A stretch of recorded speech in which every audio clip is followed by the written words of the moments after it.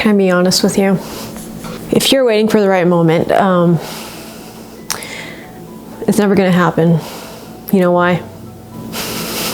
Because you're still waiting for it. And as long as you keep waiting for it, it's never gonna come. Because the act of waiting implies that it's not here right now. The time is literally right now. Today I went to a community lunch and I met a guy there who has been at his job for 9 years. And he barely has any time off because he's so enmeshed and he's tethered to his work. And he was telling me, you know, it's getting to a point where he just wants to stop. And 4 or 5 years ago, he was like, you know what, I'll do just another year so I can save up enough until I have enough money where I feel secure. And then I will quit my job. Well, it's been 5 years since he decided he wanted to quit his job, and yet he's still there. I've had this conversation with many people before where they're not ready. They're not ready to quit their job. They need to feel secure first in order to make that leap. And you know what? That's valid. That is valid. It makes pragmatic, realistic sense. But when is that point where you will feel secure enough to take that leap and start doing the things that you've been wanting to do, that you've been putting off for so long? When is that moment?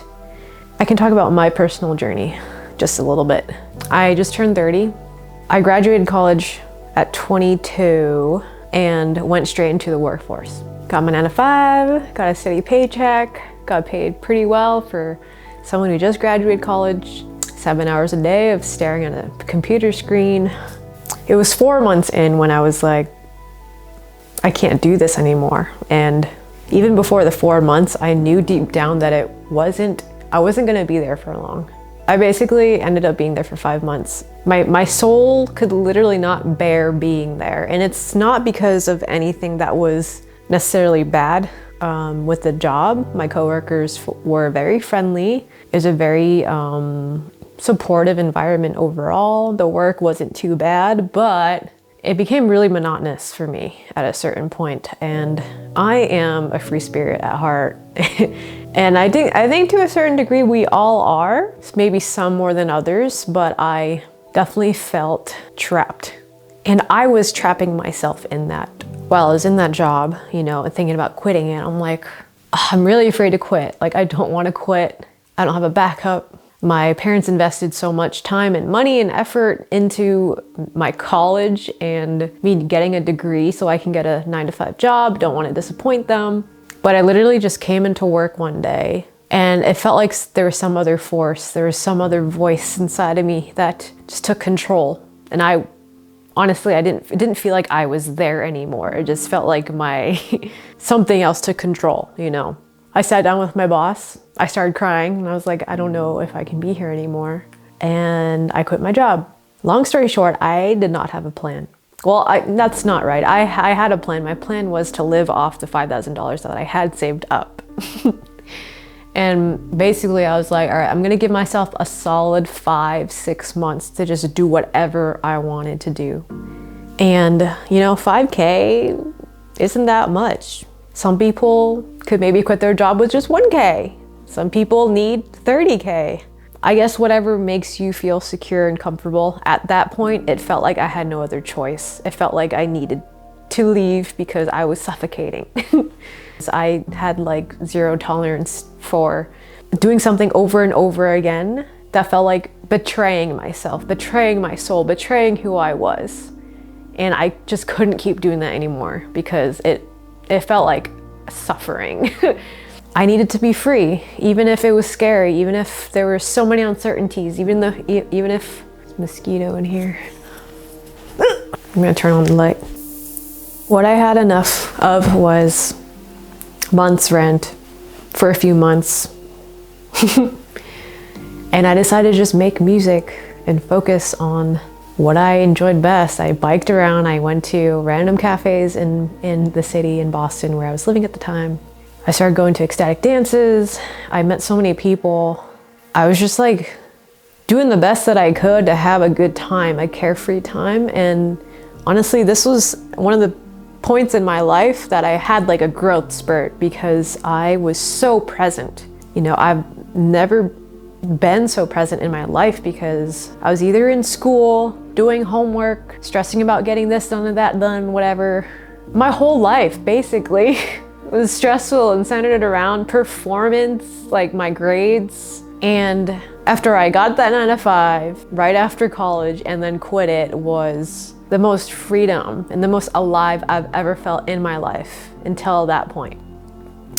And I just tried, I soaked it up. I experimented, I just met people and made music, wrote songs, and it was really when I like decided to really hone in on my music and my art.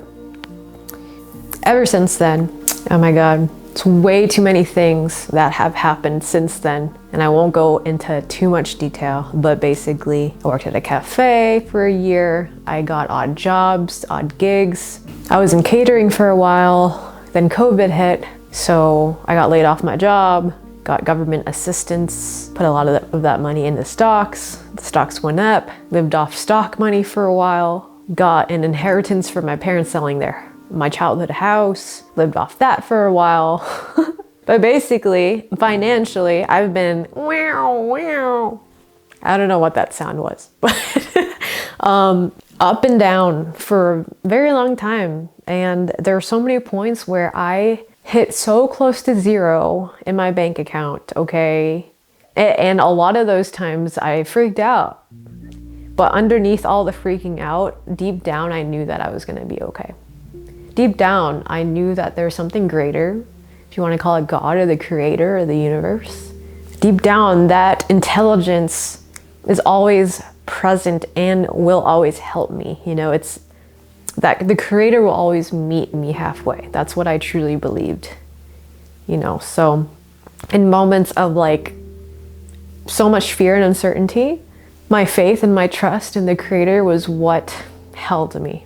And what gave me a foundation when I felt like I was kind of going crazy, you know. Every time I would get so close to having, like not knowing how I'm gonna pay my bills or my rent, an opportunity would fall into my lap, would come to me, a house sitting position or a random gig over here, or catering gig over there. There's just so many things I can't even remember at this point, but opportunities would come to me and I'd be like, all right, I'll do that, sure. Or yeah, like graphic design too, I forgot about that. I did freelance too. I did art, I did paintings for people. And for a while, I just lived off of that trust in knowing that I was gonna be okay. That I'll have opportunities that'll come to me. As long as I just like not freak out and do things out of fear, you know? I'm not gonna be like, oh, I'm gonna get this job that I'm like not really sure about because I have to pay the bills. And like, I get that that's a lot of people's mindsets because that uncertainty is so scary and like we want to avoid at all costs becoming homeless. And I get it. It's like, what are the worst things that could happen? It's like becoming homeless, not having enough food to eat, you know, all these fears that we're constantly running from and we don't necessarily know that we're doing that. We're always trying to avoid what we are afraid of, what we're afraid might happen. And I get it. I think it's pretty much ingrained in all of us to some degree. And that's why we become risk averse. That's why we choose a cushy job, because we're constantly trying to avoid the worst case scenarios. But when you really think about it, when have the worst case scenarios have actually happened in your life? Not to say that they don't happen, like, yeah, some very unfortunate things do happen. We lose people, we get into accidents, unforeseen events occur. But why put yourself in a bubble for the rest of your life? Put yourself in a 9 to 5 that you hate for the rest of your life in order to avoid feeling. We do those things to avoid feeling pain and suffering. For me personally, the pain and suffering came from not trying to begin with, not doing what I love. If there's anything that hurts me the most is not being able to express and be myself and work on my music and my art and get to tap into the flow state and share my perspective with the world, share my art with the world, share my heart and how I feel and what I think about this and that, because it makes me feel free. Like, I don't do it for any other reason but the fact that it sets my soul free and I love it. I love sharing.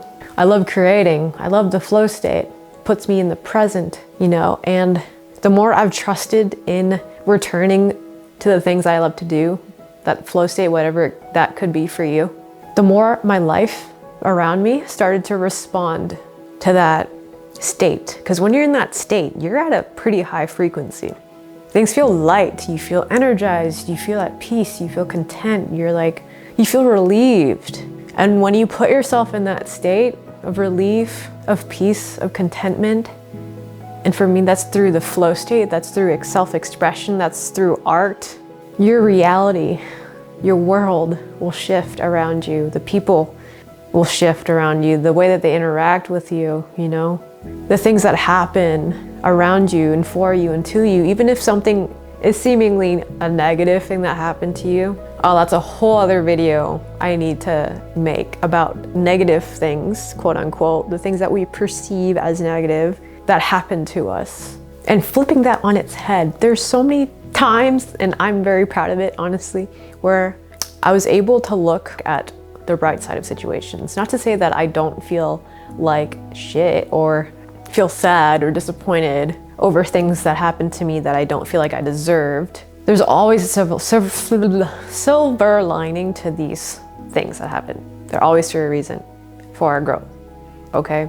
I can give you one example. When I worked at a cafe in Boston years ago, 6-7 years ago, my uncle gave me a bike so I can bike around the city, bike to and from work. That was my main mode of transportation.